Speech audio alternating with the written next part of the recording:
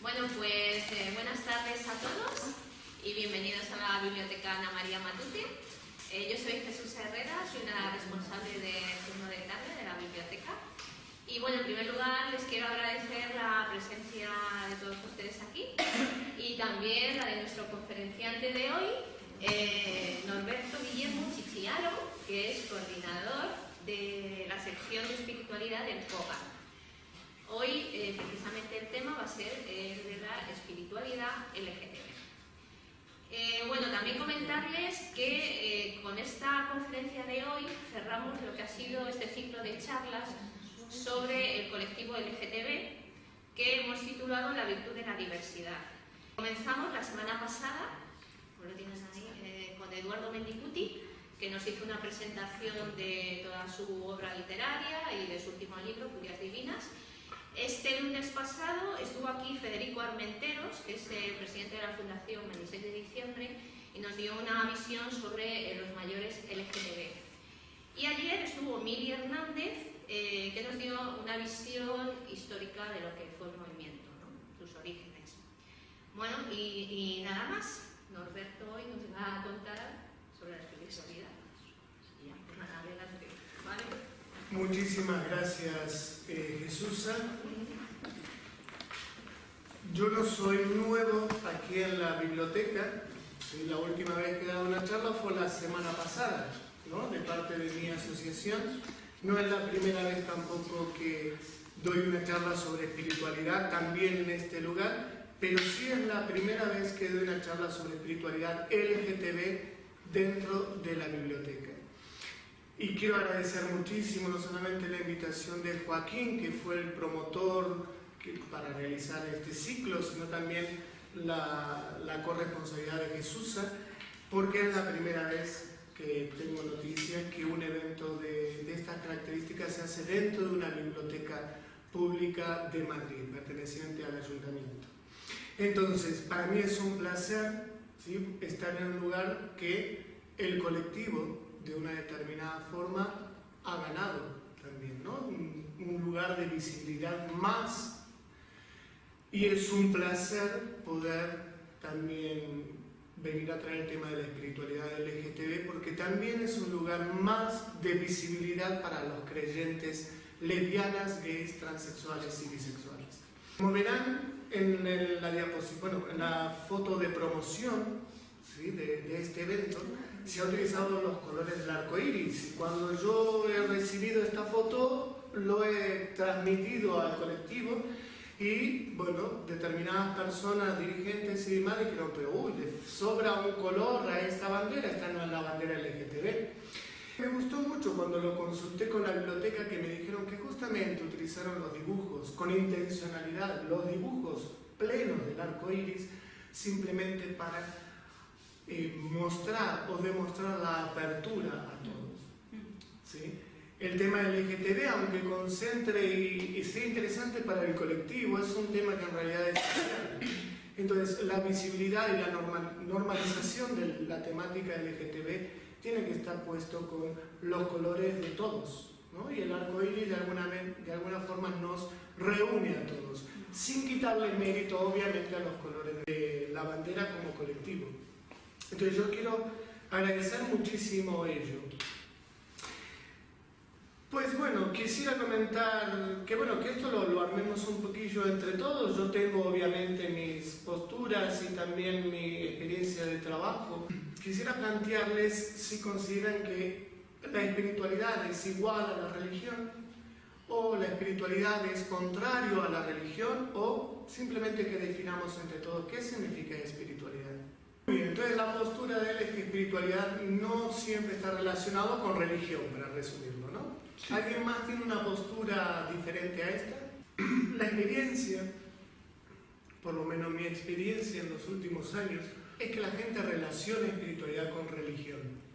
Tú en el vulgo, ¿sí?, en la persona común y silvestre, en Doña Rosa, el ama de casa, vas y con un discurso espiritual y ya lo asocia a una religión determinada.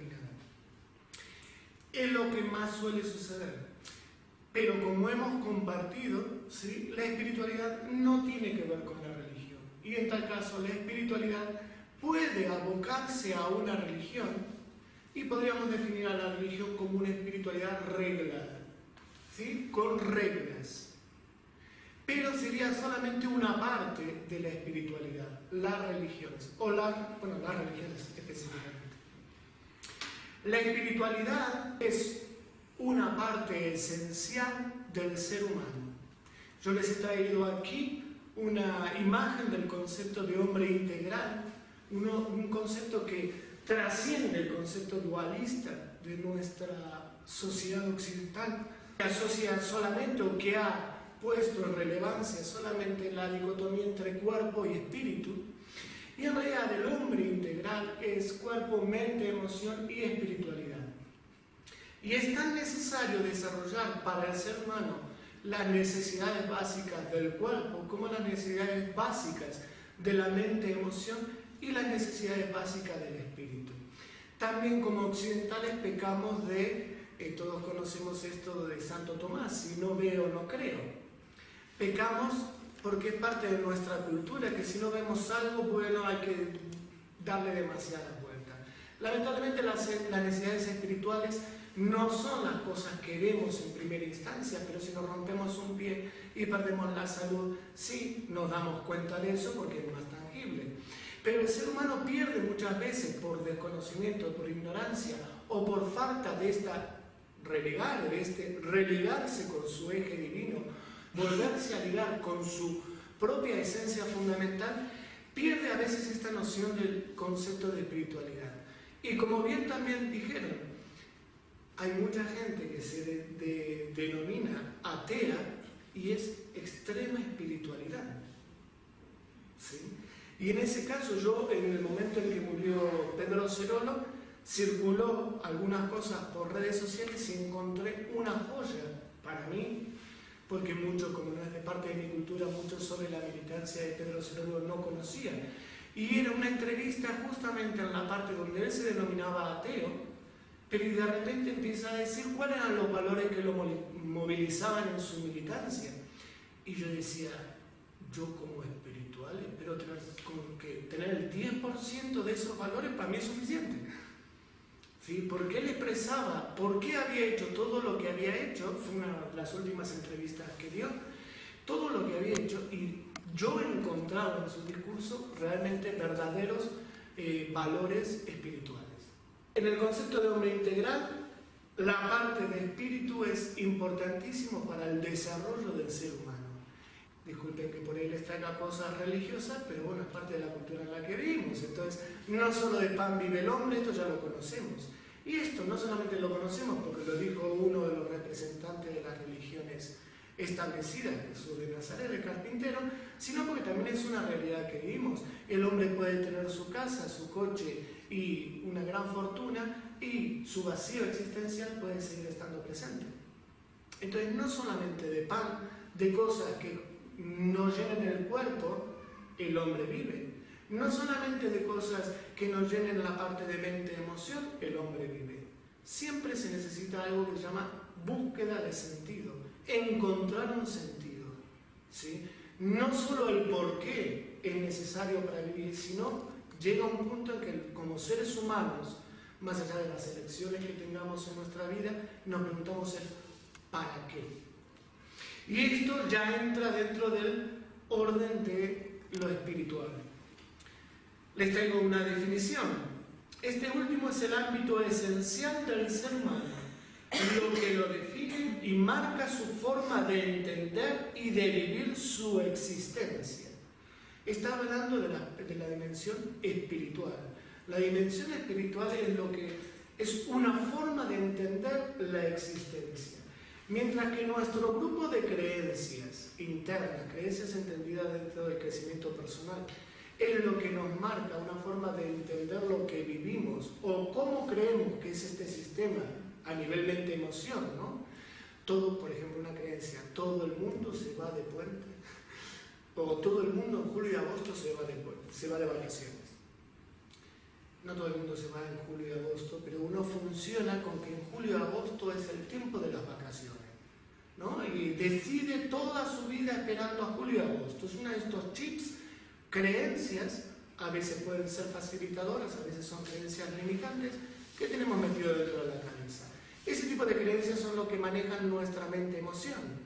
Pero en el ámbito de la existencia hay una forma de entender qué es lo que yo estoy haciendo con mi vida y en relación a la existencia. Más allá si me voy de vacaciones o no me voy de vacaciones. ¿Qué sentido tiene para mí esta afectividad? ¿Qué sentido tiene para mí esta acción que estoy realizando? ¿Qué sentido tiene para mí este tiempo en el cual respiro y hago cosas? Eso es el plano de la existencia y tiene que ver con una visión superior a mente-emoción y a una visión netamente corporal. La dimensión espiritual puede vehiculizarse a través de una religión. Sí, ya hemos visto que la religión es una espiritualidad reglada, con determinadas rituales, con determinadas formas, cumplimientos o lo que se le llama mandamientos. Pero también la espiritualidad, la dimensión espiritual puede vehiculizarse a través de creencias laicas ligadas a principios éticos que guíen pensamientos, acciones, sentimientos y comportamientos. Entonces, la dimensión espiritual del ser humano está justamente manifestada a través de su escala de valores. La escala de valores es lo que le termina dando una ética. Eso puede ser asociado a una religión o no, a una creencia laica. Y una creencia laica significa cualquier, dentro del ámbito LGTB existe un movimiento que recuerda a las religiones de los antiguos celtas, ¿no? Donde de repente se van, adoran al árbol, ¿sí? Adoran el estar en medio del bosque y creen en las hadas, los gnomos, etcétera, etcétera, etcétera. Eso no es una religión de hoy en día, era una religión de antes de que se fundara Europa. Porque recuerden que los romanos barrieron con todo esto. Y luego el cristianismo ha considerado que esas creencias eran paganas y se le caracterizó como una herejía. Pero hay gente que de repente desarrolla su espiritualidad a través de esto. Y su escala de valores, sus creencias, pensamientos, sentimientos y comportamientos va a tener que ver con esto en el cual está dirigido su espiritualidad. Tal vez nos pueda parecer más entendible, porque esto es una cultura predominantemente cristiana, que las personas se basen en ese comportamiento, pero hay gente que no cree en esto, no cree en el cristianismo, cree en el poder de la madre tierra, cree en el poder de los animales, los tótems internos, etcétera, etcétera, etcétera. Y es extremadamente válido. Y después también, en los últimos 100 años, dentro de Europa se permitió el ingreso o el conocimiento de otras religiones que no sea el Islam, ¿no? Que sí, por estas cuestiones geográficas de invasiones y demás, ya era conocido. O el judaísmo también, pero hasta 1920 no hubo un representante del budismo que pudiera venir abiertamente a Europa. ¿Sí? Y las primeras charlas abiertas sobre el budismo se dio a principios del siglo pasado. Por lo cual antes el budismo se conocía si alguien salía de Europa. Nada más. ¿Por qué? Porque obviamente tenía que ver con la religión imperante. Obviamente estas religiones son totalmente diferentes y estas creencias laicas, como hablé antes del panteísmo, de repente también tienen una escala de valores totalmente diferente por ahí a los que seguimos una corriente más cristiana. Pues yo vengo hablando de una espiritualidad LGTB. Yo estuve en Valladolid hace 2 semanas atrás. Y obviamente, como soy de otra cultura, para mí todo es extraño lo que tenga que ver con la historia de esta cultura, aunque me resuena mucho porque, obviamente vengo de Argentina, de un país donde hay muchos inmigrantes, y esto se escuchaba mucho, y aparte lo aprendí en la secundaria y demás, pero por ahí los detalles no. Y de repente en Valladolid me enteré de que antes de que se formara capital, Valladolid era como la capital feudal de lo que era en ese momento, antes de que pasara a Madrid, bla, bla, bla, bla, bla, y me contaron todo también sobre la universidad de allí. Y lo que a mí me pareció más interesante, porque lo remarcó el guía, fue que en la universidad, en un colegio importante allí de Valladolid, fue la primera vez donde se postuló la cuestión de que si los indios de América tenían alma o no tenían alma. Y esto fue mucho antes de que se cuestionara si los negros tenían alma o no tenían alma. ¿Y qué había que hacer con esto? Obviamente el único que puede pensar estas cosas es un país que está del lado de, bueno, un país imperialista, ¿no? A ver cómo yo voy a tratar, porque creo que los negros nunca se cuestionaron si tenían alma o no, y los indios seguramente no se cuestionaron si tenían alma o no. Pero bueno, ¿qué hacemos con esto? Obviamente, se preguntaron los españoles porque eran los colonizadores de esas tierras. La cuestión es que fue muy interesante lo que dijo el guía, ¿no? Porque se armó el debate, y yo me pregunté en ese momento, ahora, hoy en día, parece ser que las iglesias predominantes, las religiones predominantes, se preguntan si las lesbianas, gays, transexuales y bisexuales tenemos algo o no. Hace 30 años atrás, hablar de creyentes LGTB, pues que no se hablaba, ¿sí? No significa que no existiera, pero el debate no estaba puesto, había que ganar otros derechos antes de que los creyentes LGTB pudiéramos salir, como digamos, del armario. Los creyentes estábamos dentro de nuestras iglesias, estábamos dentro de nuestras comunidades, tratando de primero y principal ver si podíamos salir del armario como proclamándonos homosexuales. ¿Sí? Simplemente ese cuestionamiento, de ahí a de repente, bueno, salir del armario como creyentes específicamente, era como una cosa más complicada. Pero hay una cierta historia, y yo voy a traerles un poco más de la historia que sí conozco de este movimiento, que es justamente del continente americano, de donde vengo. Entonces, en el continente americano, mientras las iglesias por ahí ni siquiera trataban sobre el tema, porque la palabra homosexual apenas sí tiene un poco más de 100 años. Pero antes de que se trataran estos temas a nivel de iglesia, pues que los LGTB existían, ¿no? Si los LGTB teníamos nuestras necesidades y los LGTB que disgregados en nuestras comunidades iban saliendo, pues ya eran rechazados y discriminados. Entonces, ¿qué pasaba con esta gente? ¿Sí? Y hubo una persona, y en este sentido voy a traer la historia de la iglesia de la comunidad metropolitana. Hubo una historia, un reverendo en Estados Unidos llamado Troy Perry, que en 1968, él era homosexual, sale del armario dentro de su comunidad y es discriminado. Por lo cual, toma la rienda de esto y dice, ¿qué hago con esto? ¿Qué hago con esto y con toda esta gente que está necesitando una guía? Esta fue la primera respuesta como iglesia de una iglesia, porque este hombre al final terminó creando esta iglesia que hoy en día está en 40 países y tiene 400 congregaciones. ¿Sí? Una iglesia que se denominó cristiana, inclusiva y ecuménica, y que en su primera reunión en 1968 tuvo 10 personas alrededor, donde había cristianos, judíos y obviamente todos LGTB. Bueno, hoy tenemos aquí al representante de la iglesia de la comunidad metropolitana aquí en España. Aquí no es conocida esta iglesia, porque bueno, en España está desde 2010.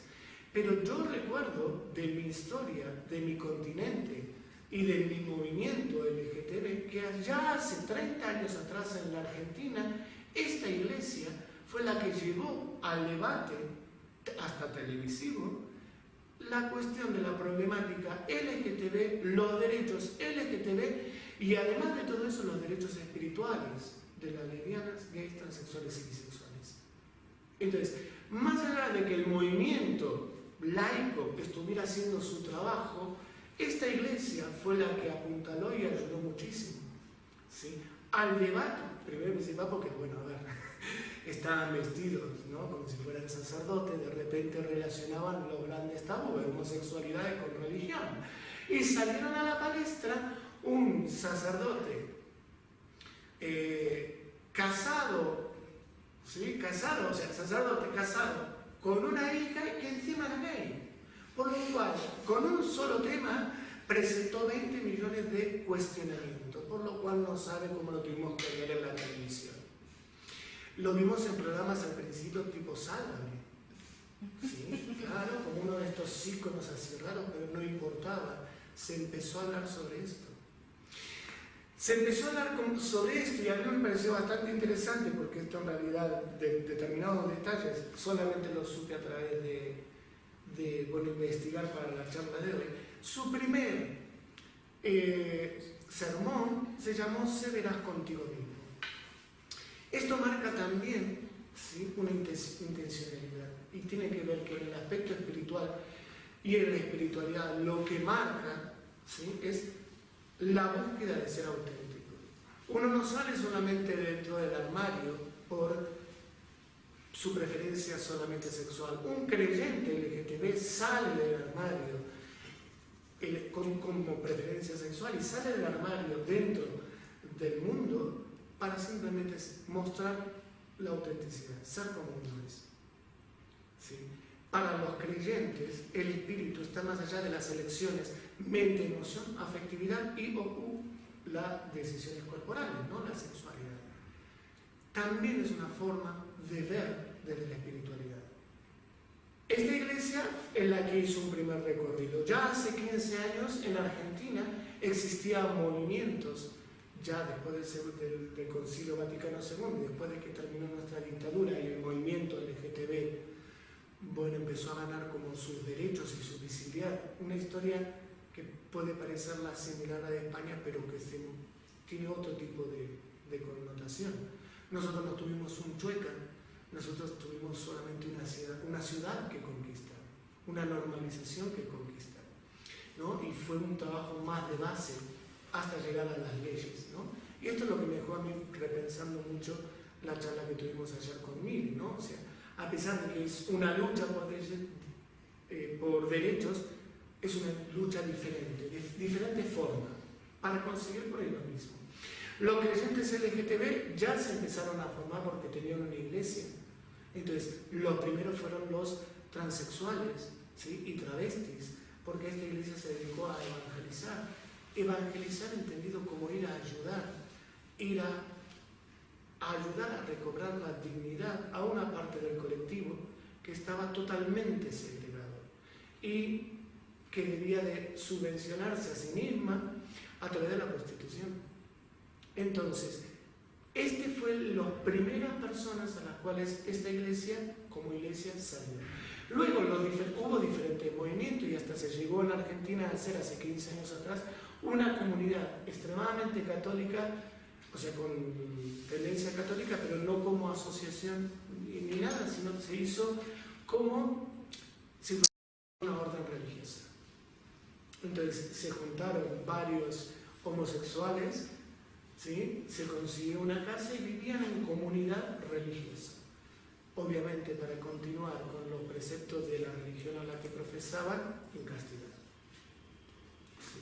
Pero se mostraban como una orden religiosa que no prosperó más de un par de años. ¿Sí?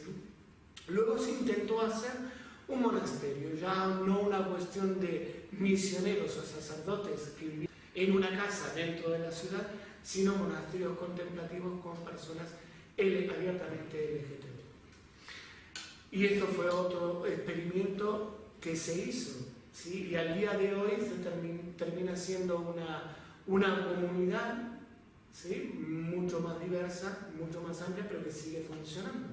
En una de lo que en Argentina las comunidades se llama provincias. Entonces, una de las provincias argentinas. Y esta iglesia también fue la primera iglesia que como iglesia, ¿sí?, efectuó matrimonios LGTB. Y en la Argentina, pues que eso se firmó y se pasó en todos los sálvames habidos y por haber. Por lo cual, los creyentes LGTB teníamos un referente, por lo cual los LGTB no creyentes veían, ¿sí?, sus deseos puestos en imágenes, ¿no? Antes de que apareciera la ley de matrimonio, ya una iglesia realizaba esto. Bueno, aquí en España, desde 2010 que está, yo la conozco desde la Argentina, Alejandro es el que hoy está llevando adelante esta iglesia, que es abierta, ecuménica, sigue siendo cristiana, inclusiva y ecuménica. Y antes estaba Alan, Brian. Yo cuando llegué a España, pues tuve el honor de ir a una de sus reuniones, nada que ver con noviciado en ese momento, y era cuando estaba el anterior ministro. Pues aquí en España, primero y principal decirles que en España hay esta cuestión de la memoria histórica es un gran inconveniente, parece ser, porque yo me he comunicado con la federación, he estado en Cogan y demás, y de repente, bueno, no hay muchísimos registros específicos que muestren un determinado desarrollo del colectivo o de determinadas secciones del colectivo LGTB. Desde 1992 al 2002, que como hoy se conoce a la Federación Estatal Lesbianas, Gays, Transexuales y Bisexuales, hubo un periodo de transición, pero que bueno, de 1992 se fue trabajando. Al principio era la Federación Estatal de Lesbianas y Gays, y luego, pues bueno, va sumando sesiones y se va terminando de definir en 2002 con un estatuto que es el que se maneja el día de hoy y que tiene muchísimas áreas de trabajo.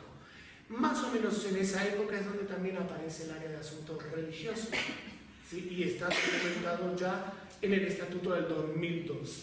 El área de asuntos religiosos que comienza a dar respuesta a todo el ataque que el colectivo LGTB empieza a tener por su visibilidad de las iglesias predominantes. Rechazos, discriminaciones y demás. ¿Y en qué se basó el área de asuntos religiosos? Principalmente en un inicio a dar respuesta a esto, ¿no? Desde el activismo, puedes decir al cardenal, al papa, o decir no estamos de acuerdo con esto. Pero al poco tiempo también comienza a nuclear un pequeño grupo de personas que están deseosas de trabajar con la espiritualidad más allá de lo que digan las iglesias a las cuales pertenecían. Entonces, ya a partir del 2008 se hace un primer encuentro estatal de asuntos religiosos, ¿sí? En el 2008 se puede hacer un encuentro estatal porque ya en esta época en diferentes comunidades estos grupos empiezan a salir. Estas minorías LGTB creyentes empiezan a nuclearse y empiezan a tener sus reuniones y empiezan a juntarse a las asociaciones en las cuales, las predominantes que hay dentro de sus comunidades pertinentes. Entonces, en el 2008 se hace el primer encuentro estatal. Yo llegué antes, pero yo pude participar en el 2009, en el segundo encuentro estatal que se dio en Toledo. Como siempre en todo existe un previo. La cuestión es que de la Federación Estatal estipula que en el 2008 se da el primer encuentro. ¿Sí? Y lo llama encuentro primero. Lo además es los previos, que ya existían, porque desde 1992 que empieza a crecer el movimiento, claro, estos grupos empiezan a hacer cosas. Si no, no se puede llegar al 2008 para hacer algo como oficial, si ya no hay bases. ¿Sí? Lo que plantea en el 2008 la Federación Estatal, ¿sí? En el comunicado, que es un comunicado como pequeñito, es pequeñito porque no llega a un folio y está en la página web de la Federación. Primeramente lo que plantea es la necesidad y expresa y plantea también luchar para la necesidad de una teología inclusiva. Una teología, plasmar en las iglesias y hacer comunicados pidiendo a los referentes religiosos que desarrollen una teología que incluya al colectivo LGTB. Esta ha sido la primera denuncia oficial desde la Federación. Ahora, el día de hoy, esta área de asuntos religiosos ha pasado a llamarse área de fe y espiritualidad, justamente para hacerla muchísimo más inclusiva. Muy bien, grupo de fe y espiritualidad. Bueno, luego tenemos a Cogan, que ya a fines de la década de los 90 comienza a juntarse, no solamente en esto de la lucha volvemos a decir, los creyentes empiezan a aparecer primero a defender los derechos comunes y silvestres por ser lesbianas, gays, transexuales y bisexuales, ¿sí? Pero también empezamos a juntarnos a estas instituciones oficiales llevando nuestra realidad como creyentes, ¿sí? En el 2002 es lo primero que aparece oficialmente. Esto obviamente habla de un grupo anterior, que es previo, pero documentado, aparece en el 2002 como Comisión de Asuntos Religiosos dentro de lo que es la asociación COGAN, que es el colectivo de lesbianas, gays, transexuales y bisexuales de Madrid.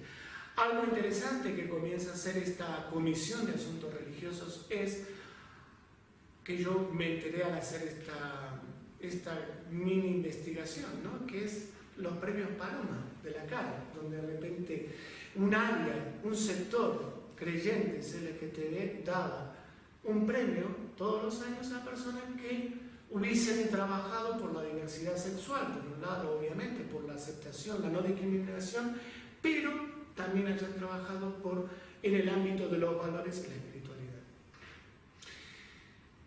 Pues bueno, se basó este grupo en reuniones de autoformación, ¿sí? Esta teología no inclusiva empezaban a crearlo dentro. O sea, bueno, a ver, yo quiero escuchar palabras que me incluyan, que sean religiosas, pero me incluyan a mí en mi diversidad, ¿sí? En la teología no hay desde las iglesias, pero pues vamos a crearlas nosotros.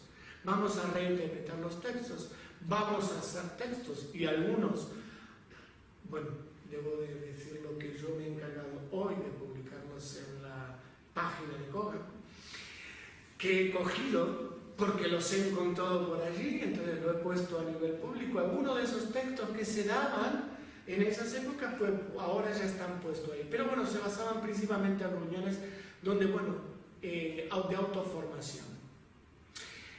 La Comisión de Asuntos Religiosos en COGAN era una comisión interreligiosa. Desde el principio se planteó, la asociación planteó como algo abarcativo y que incluyera a todos los creyentes, ¿sí? Con toda su diversidad.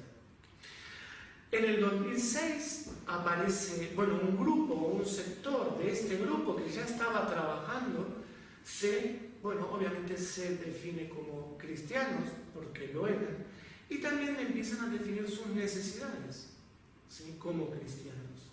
Como cristianos de tendencia, obviamente, católica. Entonces necesitaban sus rituales, necesitaban sus oraciones y oficios, y plantean esto a COGAN, ¿sí? a la Junta de Socios de COGAN. La Junta de Socios pues dice por unanimidad que por estatutos, ¿sí? La asociación es una asociación abierta y no puede fragmentarse a una sola denominación.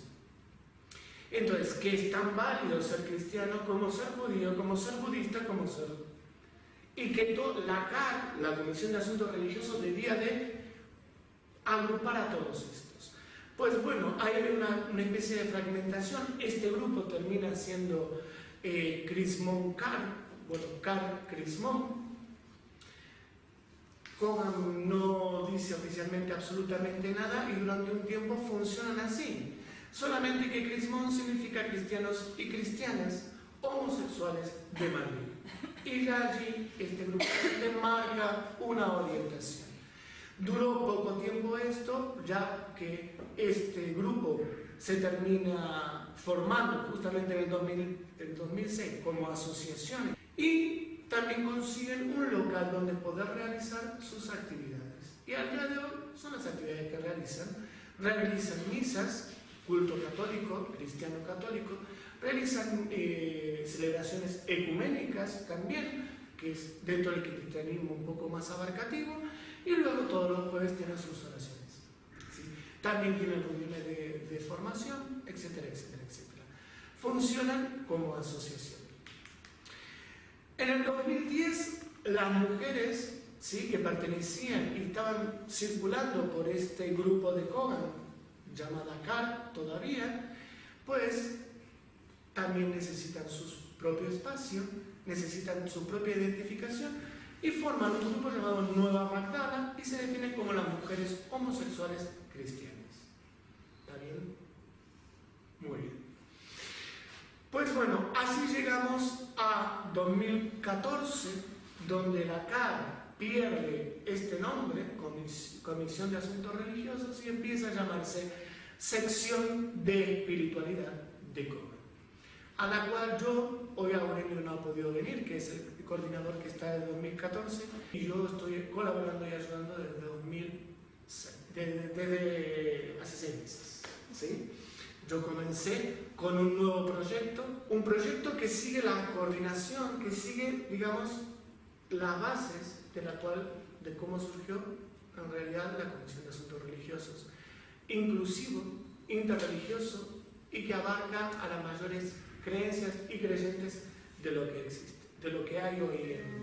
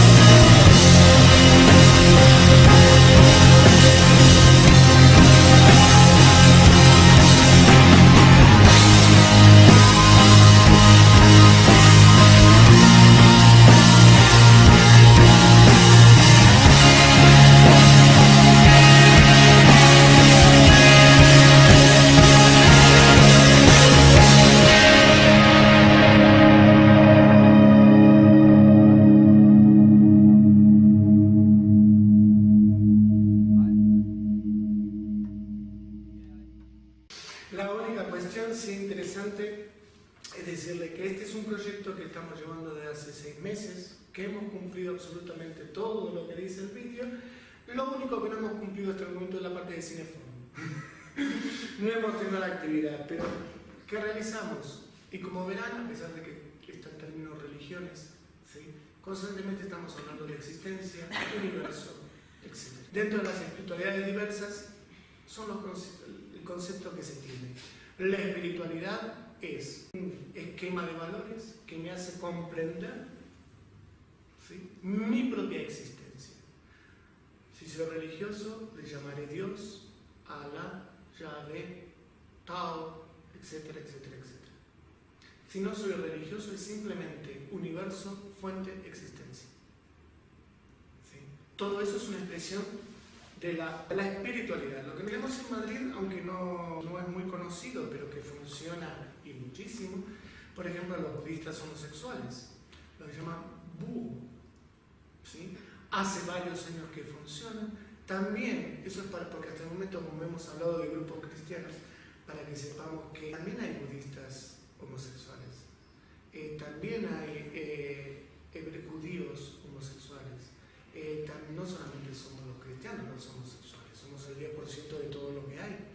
Entonces, todo esto se ha juntado, ¿no?, al punto de que también existe un movimiento en España musulmán homosexual. Obviamente está mucho más tapado y está mucho más perseguido. Hace 4 años atrás, en Barcelona, salió la primera proyecto de asociación visible relacionado con el Islam y la homosexualidad, y el que lo dirigía, que fue muy perseguido en su momento, por lo cual tuvo que volver como a alarmar. La cuestión es que tenemos la sección de espiritualidad de Kogan, que ahí está nuestra página web, www.kogan.es. Está la Iglesia de la Comunidad Metropolitana. Luego está Crismón, esta organización que les dije que tiene más tendencia cristiana, católica, abierto también a otras formas de cristianismo, que es www.crismon.com. Esto es lo que tenemos en Madrid. No solamente en Madrid existe, ¿sí? En Sevilla tenemos también gente, hay gente en Barcelona, ¿sí? Eso lo pueden buscar tranquilamente en internet. Los creyentes LGTB, pues bueno, hemos abierto nuestro espacio dentro de las comunidades. Ahora, ¿qué hemos tenido que hacer? También lo mismo que cualquier otro LGTB. Tuvimos que hacer un camino de visibilidad, ¿sí? Porque dentro del colectivo LGTB, los creyentes LGTB, hemos sido muy discriminados, es lo que se llama la endodiscriminación. ¿Cómo puede ser que tú creas en Jesús y María si el Papa está diciendo esto contra los homosexuales? Por ejemplo, esto es de todos los días. ¿Sí? O sea, que de repente uno tenga que defender delante de otro LGTB el derecho, ¿sí?, de creer más allá de lo que diga la iglesia de turno, de desarrollar la espiritualidad, nuestra espiritualidad.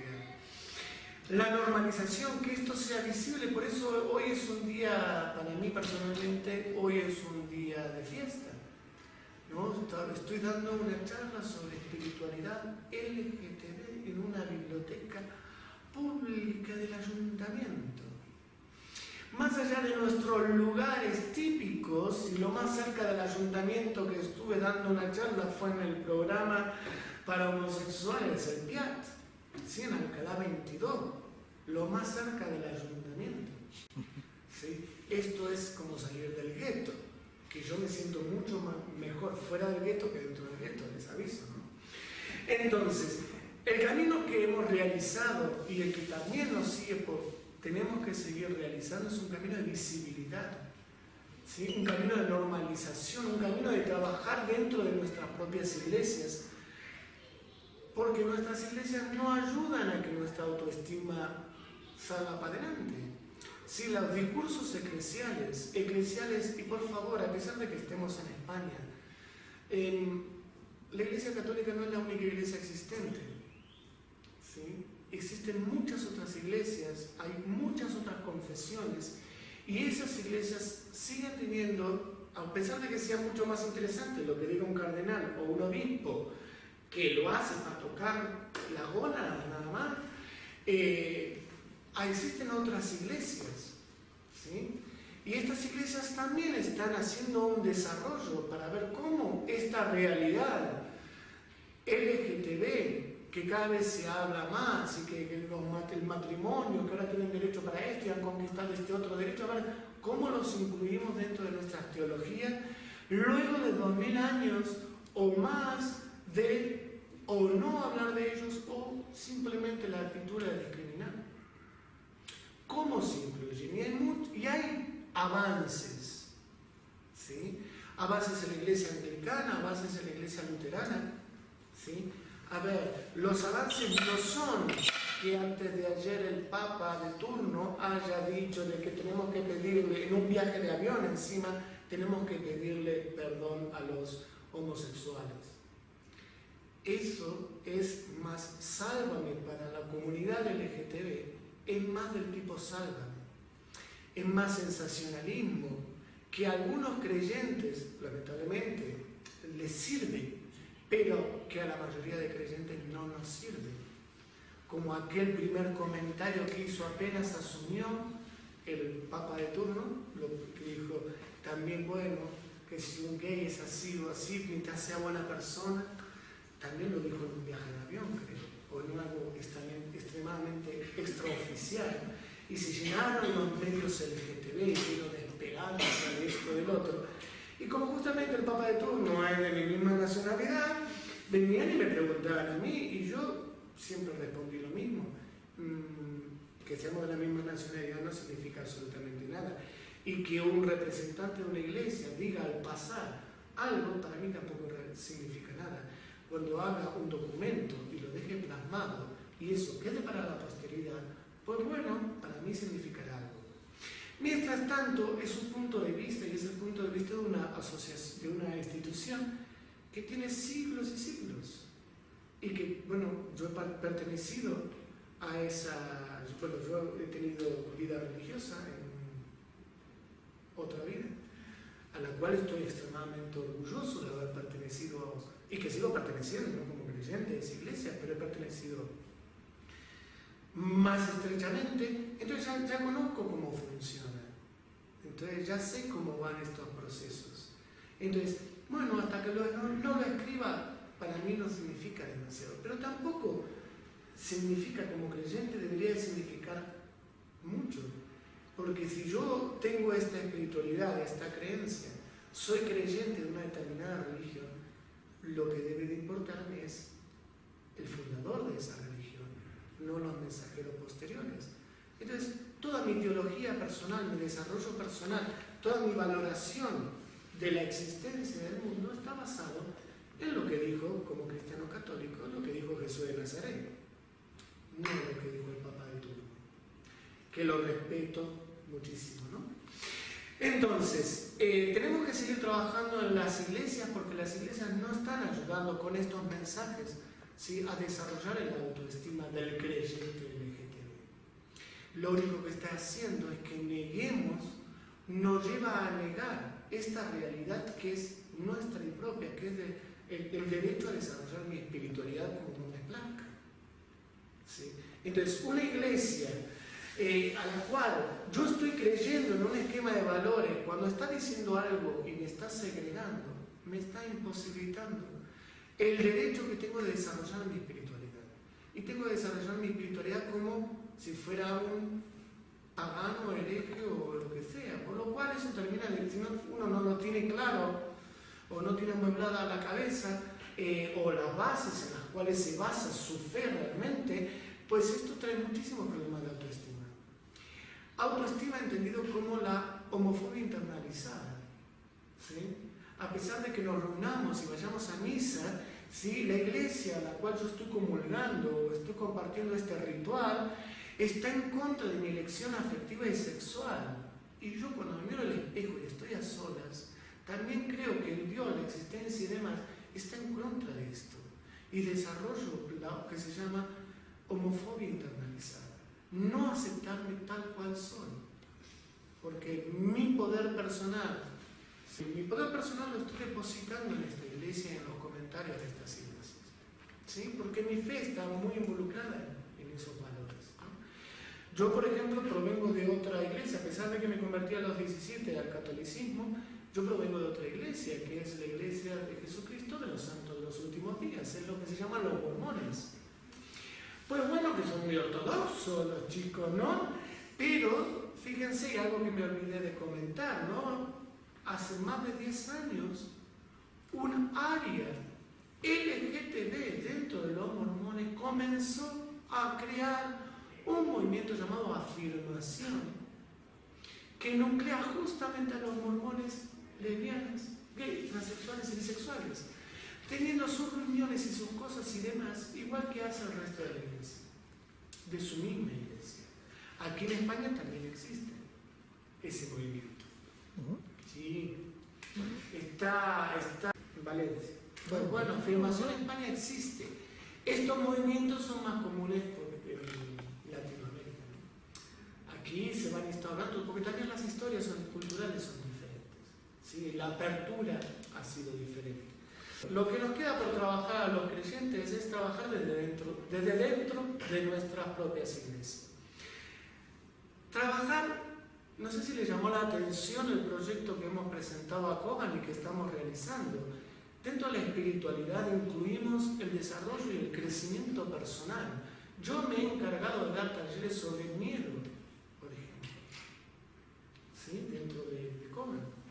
Talleres obviamente, de crecimiento personal, porque lo vimos antes, el hombre integral está compuesto por cuerpo, mente, emoción y espíritu.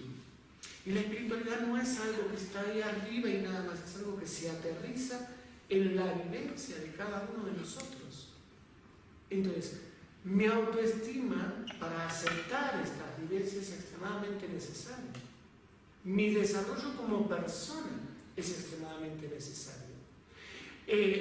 Ahora en 15 días vamos a hacer un taller sobre Tantra, trabajando desde el hinduismo, ¿sí? Desde los conceptos hindúes que trabajan la sexualidad sagrada, que es el Tantra, trabajar desde la corporalidad, porque eso también es espiritualidad. Mi espíritu está en este cuerpo y mi forma de conocer mi espiritualidad también se expresa a través de este cuerpo. ¿Sí? Entonces, el crecimiento, algo que debemos de llegar es a crecer en la autoconciencia o ayudar a crecer en autoconciencia a las personas que todavía aún hoy están sumergidas en los discursos de los órganos de control. Tuve el placer de participar de un memorial que se hizo por las víctimas de Orlando hace 4 días atrás. Y allí decía, supuestamente la persona que disparó y terminó matando a 49 personas, yo dije, también es una víctima, fue una víctima de un órgano de control, una religión. Entonces no hay que rezar por 49, hay que rezar por 50, lo cual su religión avasalló su autoconciencia. ¿Esto lo puedo expresar o necesito desarrollarlo? ¿Sí? Más allá de lo que me diga una religión, ¿sí? Yo tengo una autoconciencia de que si acepto o no acepto que estos contenidos ingresen en mí. ¿Sí? Si yo acepto estos discursos de segregación o no. Porque este chico que cogió una metralleta y mató a 49 más, encima se dice que también tenía relaciones homosexuales. Entonces, era uno del colectivo que fue hacia otros del colectivo y se lo relacionó obviamente rápidamente con el Islam, porque fue mientras disparaba rezaba versículos del Corán. ¿Sí? Entonces, trabajar con personas, ayudándolos a que salgan de estos discursos de los órganos de control, para crear autoconciencia.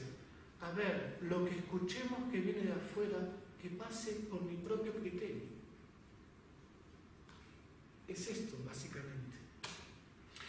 Camino que nos falta por realizar, una evangelización a través de teologías diversas e inclusivas que salgan de los propios movimientos, de los propios teólogos que hay y existen y cada vez salen más del armario dentro del movimiento LGTB.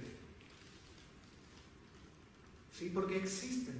Hay teólogos que están hablando. Bueno, yo no les pude traer hoy, bueno, pero Alejandro de ICM ha traído algunas cosas que se quieren llevarse para que vean.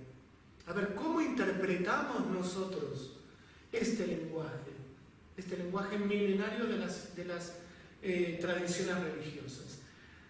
Tenemos que seguir trabajando en la endodiscriminación, en esto de la autoaceptación. Soy creyente, homosexual, lesbiana, transexual, creyente. Dios, la existencia, el universo, me ama tal cual soy. Y debo de pedirte a ti, lesbiana, gay, transexual y bisexual, que me respetes en mi creencia. No que creas porque yo creo, que me respetes, que yo sí quiero desarrollar mi aspecto espiritual de esta forma. Que nos unamos en el respeto, no en la creencia. No es necesario. Yo creo en la Virgen, no, mi compañero en la coordinación, no. ¿Y creen que es importante para llevar adelante la sección de espiritualidad de Kogan? Pues no. Nos da un matiz más amplio cuando tenemos que armar actividades para el colectivo. No es importante, pero cuando yo me fui hace un mes atrás a Fátima, él me escribe un mensaje y que lo pases bien porque sabía lo importante que para mí era Fátima. A ver, a él, la Virgen María, pero respeta, ¿ok? Como yo cuando me encuentro con Chema, que es el coordinador de budistas homosexuales, más allá de que yo tengo una cierta creencia, si no fuera cristiano, evidentemente sería budista, y porque me desarrollé en una teología dentro de una orden religiosa que gracias a Dios y a la Virgen Santísima desarrolla muchos aspectos, ¿sí?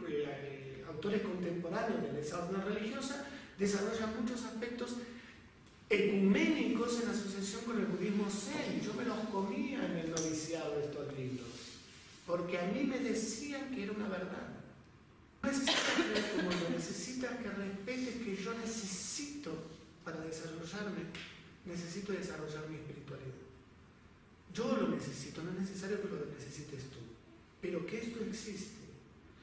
Y hay hoy, yo que pertenezco a varias asociaciones, y participo de varias de las cosas que hemos hablado, hoy se sigue escuchando a gente que estamos en el 2016 y tíos que de repente van a una misa dentro de Cremón, por ejemplo, el colectivo, y que tienen que estar peleándose con sus amigos porque le dicen que son tontos por ir a misa, ¿sí? Antes de decir, qué bueno, ¿no? De repente un cura, no representa una iglesia, es un cura, que de repente, bueno, va a un lugar determinado y que le da misa para los que quieran tener misa. Como Alejandro dice, a veces va, y otras iglesias van también al mismo lugar y hacen sus propios rituales. Qué bueno de que exista esto es diversidad, pero no, un colectivo discriminado aprendió a discriminar y ha llevado lo que sufrió adentro del colectivo. Los creyentes somos parte. Las lesbianas discriminan a los gays discriminan a la lesbiana que tiene formas, y las lesbianas y los gays discriminan a los transexuales, y los gays discriminan a los gorditos gays, que son los osos. Un grupo de mujeres, como un grupo de cristianos, solamente quieren desarrollar su beta cristiana, es válido. Si un grupo de mujeres solamente quiere desarrollar su cristiandad dentro de un grupo de mujeres, que no es así, es solamente... La teología femenina es totalmente diferente a la teología masculina. Es crear su propia teología. Y yo he estado en congresos en los cuales presentaron su propia teología. Y es valiosísimo. O sea, porque la teología es imperante, no le dan un lugar a la mujer dentro de la espiritualidad. Entonces la tienen que crear ellas. Y está buenísimo que eso acontezca. Y para terminar, pero vuelvo a decir el colectivo. Sí. Yo a un niño lo apaleo una y otra vez, aprende a amar, o cuando sale aprende a paliar. Y luego con suerte y con mucha autoformación puede dar vuelta a esto y aprender a amar. Ayer algo que a mí me encantó de la exposición de Emilia Hernández fue que en un determinado momento ella pasó 12 años fuera de España, ¿no? Que es donde, claro, trajo todo esto que después terminó siendo Librería Bercana y demás. Y ella dijo, yo no tenía un referente, ¿sí? En mi adolescencia, de nada de todo esto en España, y fui encontrándolo fuera de España, y tuve que aprender a amar a una mujer.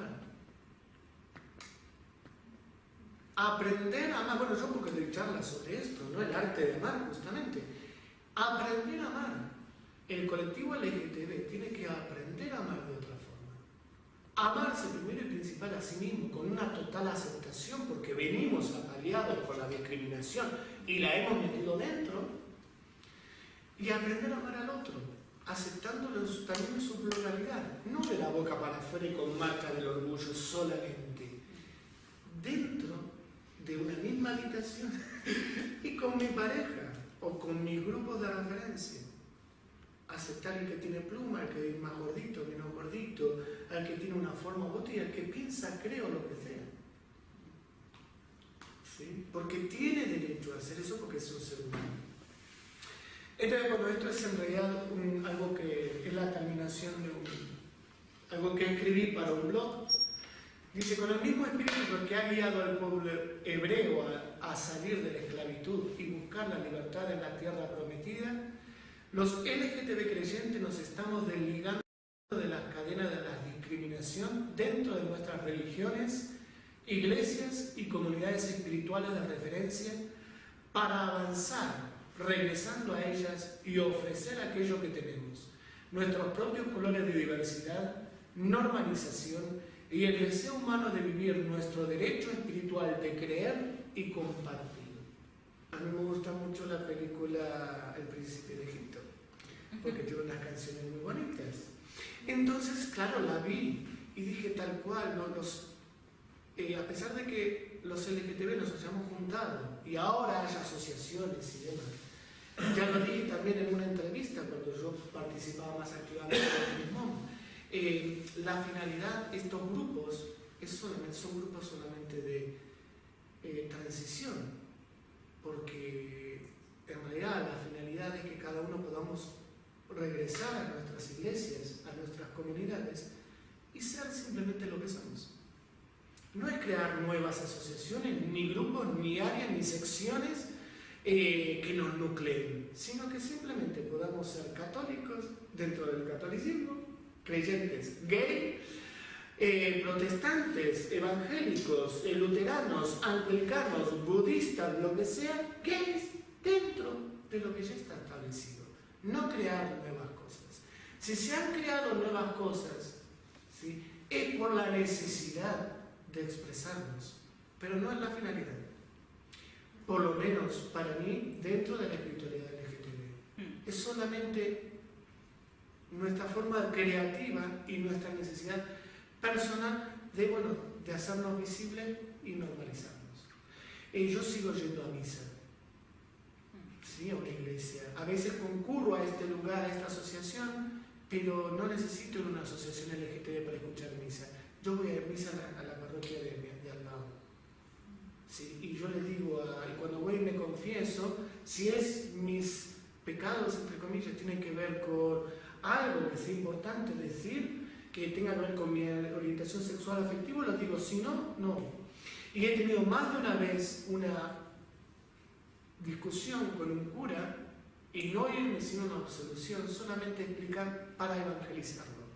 Como tuve formación teológica, he podido tener las herramientas para evangelizarlo, ¿sí?, y decirlo de que no es exclusión de una comunión. Y darle las bases de por qué no es exclusión de una comunión. No de una comunión, perdón, de un acto penitencial. ¿Sí? A ver, yo porque me he formado y voy ahí, no me importa discutir. Si todos fuéramos así, fantástico.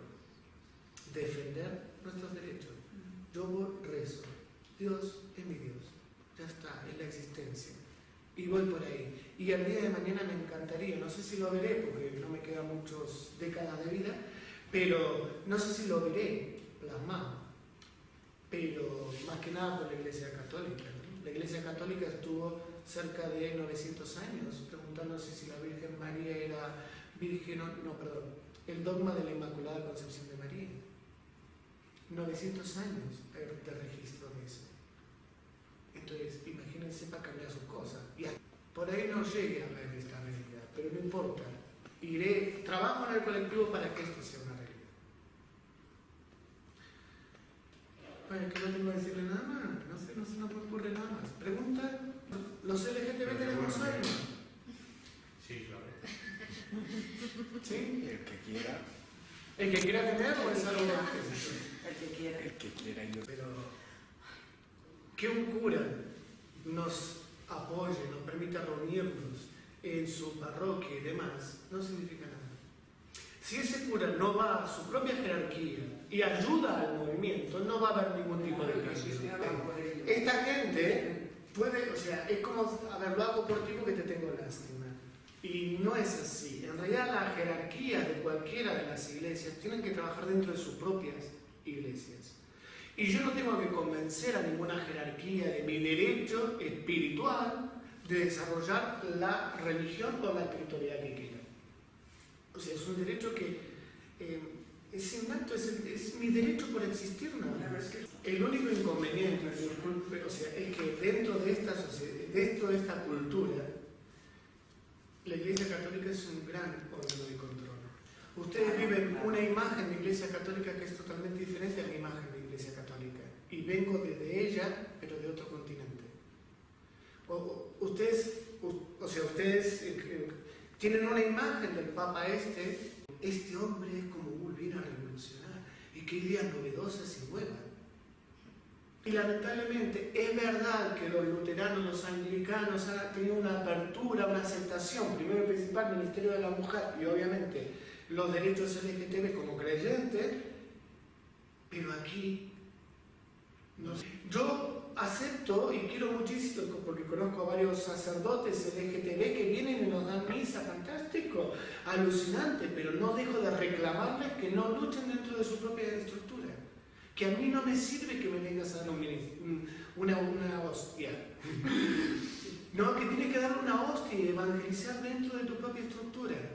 Pero si sigues metido dentro del armario, no por ser gay, sino por ser inclusivo. Porque, a ver, no todos los curas que se acercan al colectivo son gay. Hay curas heterosexuales, en castidad, todos muy contentos, y que se acercan porque son inclusivos. Si eso no lo lleva dentro de la estructura, no va a haber ningún cambio. Y lo lamentable, ¿sí?, para mí como creyente, es que realmente, como a mí, el contacto con mi propia espiritualidad, ¿sí?, el descubrimiento de la espiritualidad en mí, del espíritu en mí, me cambió la vida. Entonces es lamentable que por dejarnos avasallar por estos discursos de órganos de control en una existencia que es tan limitada, o sea, que eso influya como para que yo no me conecte con esta experiencia que para mí es vital. Más allá de la dialéctica que podamos tener intelectual, la cuestión es que esto yo lo deje ingresar tanto en mí que no me permita ver que respiro, siento y que hay una divinidad dentro mío. Por el juicio o el prejuicio. Esto es lamentable. ¿Sí? Y si hay que luchar, yo por lo menos creo que para eso he salido del monasterio. Para dar justamente ese testimonio, que bueno, porque fue lo que he estado haciendo desde que salí del monasterio. Entonces, es para dar ese testimonio. Reconexión, religare. O sea, olvídate de todo esto. Métete dentro, porque ahí está Dios. El universo, la fuente, esto, lo otro. Ahí hay un tesoro maravilloso que te va a ayudar a que vivas esto. Porque esto es un coñazo muchas veces. Entonces, el espíritu, la fe, que es la herramienta del espíritu, justamente es una herramienta de puta madre para vivir. Te ayuda a salir de muchísimas cosas. ¿Sí? Es como te da sentido a muchas cosas.